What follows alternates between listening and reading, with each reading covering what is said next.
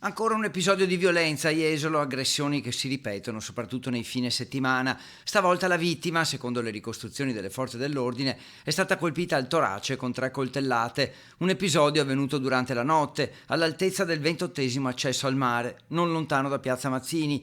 La vittima sarebbe un ventenne di origini africane. Soccorso, trasportato all'ospedale All'Angelo, dove è tuttora ricoverato. Indagini affidate al commissariato di polizia. Abbiamo preso della notizia di questo fatto grave e lasciamo ovviamente che le autorità inquirenti facciano il loro lavoro e vadano a ricostruire le modalità e soprattutto i moventi che sono all'origine di questo evento. Gli agenti infatti erano presenti in Piazza Mazzini a 2 passi e si sono subito attivati per cercare l'aggressore.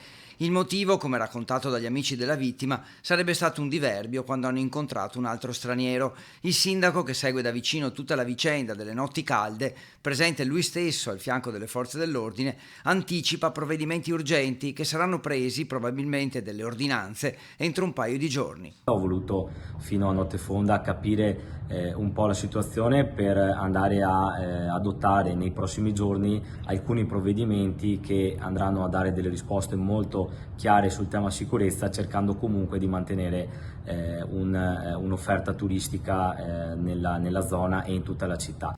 Per quanto riguarda le possibili ripercussioni negative sull'immagine della città e sul turismo, il primo cittadino non ha dubbi. Jesolo è una città sicura, quindi i turisti possono continuare tranquillamente a scegliere Jesolo come meta per le proprie vacanze. Ci sono degli episodi sicuramente gravi ma limitati su cui stiamo cercando assieme alle forze dell'ordine, assieme al signor prefetto, di dare delle risposte molto precise.